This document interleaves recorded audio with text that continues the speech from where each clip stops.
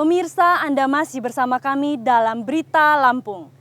Bagi Anda yang baru bergabung, berikut Berita Lampung pilihan hari ini. Udah bawa mobil.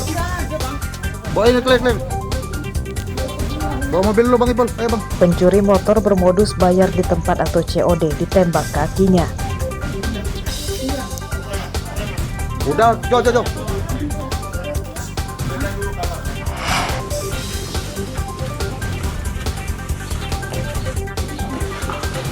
Komplotan penjahat hipnotis asal Pekanbaru diringkus.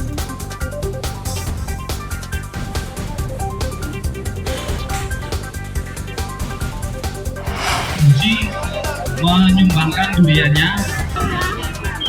Bagi-bagi durian di Festival Durian.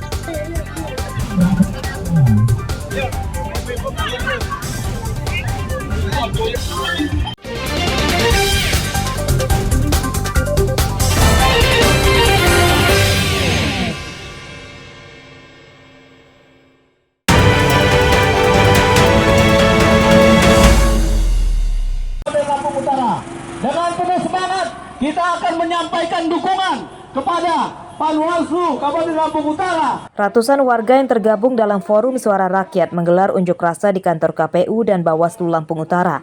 Mereka menyatakan akan ikut membantu mensukseskan pemilu dan mengawasi kecurangan pada pemilu mendatang. Tindakan-tindakan kecurangan. Pada orasinya, massa menuntut KPU dan Bawaslu bekerja profesional untuk terciptanya pemilu yang tertib, jujur, dan adil. Bawaslu juga diimbau tidak diam saja jika menemukan adanya pelanggaran yang dilakukan peserta pemilu. Telah ditemukan sebuah pelanggaran, hal-hal yang bersifat curang. Datang ke Bawaslu untuk memberikan support kepada Bawaslu bahwa kami masyarakat hari ini ikut mengawasi, ikut memantau, dan insya Allah juga kita ikut mengawal proses demokrasi tanggal 14 Februari ke depan. Ini ada indikasi bakal ada kecurangan atau enggak, Bu? Kalau indikasi itu tentunya ada, tentunya ada. Setelah ada bukti, kami akan laporkan ke Bawaslu. Merespon positif kegiatan yang dilaksanakan oleh perwakilan dari aliansi pada pagi hari ini ya, karena sifatnya ini adalah sinergi antara Bawaslu dan juga masyarakat. Yang perlu diketahui juga bahwa Bawaslu pun melakukan pengawasan partisipatif yang juga melibatkan masyarakat untuk turut serta mengambil perannya dalam pelaksanaan demokrasi. Kami semua yang tergabung. Unjuk rasa ini dijaga ketat polisi. Setelah bisa menemui komisioner KPU dan Bawaslu untuk menyampaikan aspirasinya, massa kemudian membubarkan diri. Hardio Haba melaporkan dari Lampung Utara. Bagaimana kita mengamankan Pengemasan logistik pemilu di gudang KPU Bandar Lampung telah rampung, namun belum didistribusikan ke tingkat panitia pemilihan kecamatan atau PPK. Seluruh logistik kini masih tersimpan di gudang KPU dan dijaga ketat polisi. Ketua KPU Bandar Lampung, Dedi Triyadi mengatakan, sejauh ini persiapan pemilu tidak ada kendala. Namun karena musim hujan, seluruh kotak suara yang akan didistribusikan dikemas dalam plastik supaya tidak basah dan rusak.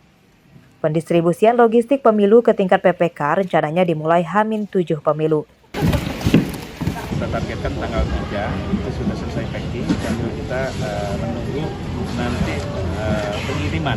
Tapi memang saran dari teman-teman, terutama dari Pak Kapolres, untuk pengamanan memang lebih aman kita menjaga logistik ini di gudang KPU.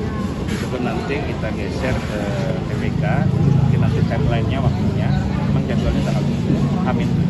Tapi nanti kita lihat situasi di lapangan.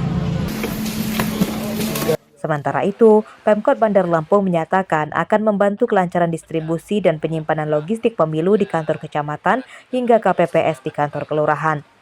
Wali Kota Bandar Lampung, Eva Dwiana, menyatakan telah menginstruksikan camat dan lurah untuk turut bertanggung jawab. Perdamaian daerah itu adalah prioritas. Kalau semuanya berjalan dengan baik, insya Allah.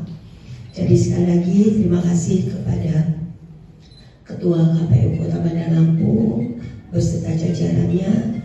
Mudah-mudahan nanti di tanggal 14 Februari, terutama di Minggu Tenang ini, semua bisa berjalan dengan baik dan lancar, dan prosesi pemilihan juga bisa berjalan dengan lancar.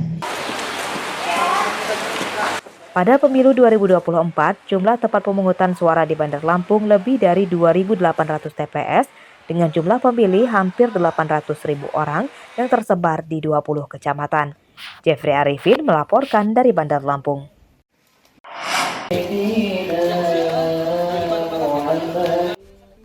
Calon Wakil Presiden nomor urut 3 Mahfud MD menggelar kampanye di Lampung Timur. Kampanye diawali dengan mengunjungi Pondok Pesantren Darus Salamah di Desa Brajadewa, Kecamatan Wai Jepara. Selain menemui santri dan pengurus Ponpes di tempat ini, Mahfud MD juga berziarah di makam Kiai Ahmad Sodik. Pesantren bukan hanya maju. Setelah menemui santri Mahfud MD yang didampingi Yeni Wahid dan Ketua TKD Lampung, Edward Syah Pernong, kemudian menggelar kampanye terbuka di Lapangan Merdeka, Lampung Timur. Pada orasi politiknya di hadapan ribuan massa pendukung, Mahfud menyatakan bahwa akan membawa Indonesia lebih makmur jika ia dan Ganjar Pranowo terpilih sebagai presiden dan wakil presiden. Karena Bapak Ibu sekalian, karena saudara-saudaraku sekalian, Indonesia ini telah menjadi salah satu dari 20 negara paling maju sedunia. Internasional, tidak hanya munduk-munduk. Berdikari secara ekonomi, rakyatnya harus makmur. Dan berkepribadian di bidang kebudayaan. Itu adalah Trisakti. Setelah dari Lampung Timur, Mahfud MD kemudian melanjutkan kampanyenya di Lampung Tengah dan Lampung Utara. Asep Saifullah melaporkan dari Lampung Timur.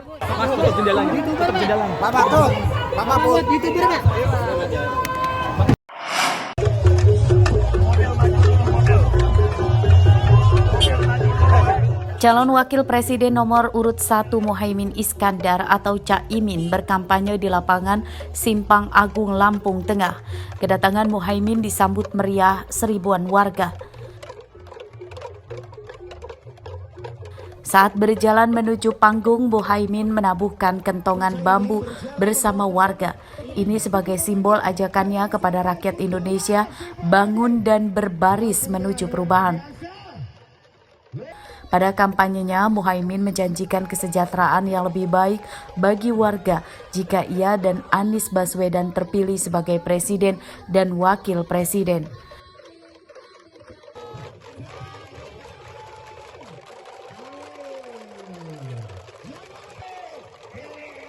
Di kampung-kampung kita di seluruh Indonesia untuk membangunkan yang tidur supaya kita beribadah sahur dan sholat tahajud. Hari ini kita harus bangkit untuk beribadah apa?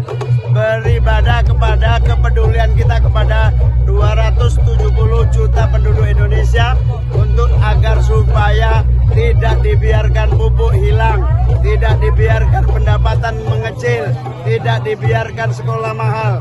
Ayo bangkit, bangun, tunjukkan keinginanmu untuk berubah. Keadaan sehat walafiat, alhamdulillah. Dalam kampanyenya selama 2 hari, Muhaimin Iskandar keliling ke sejumlah daerah di Lampung dengan agenda mendatangi pasar, jalan sehat, dan pengajian.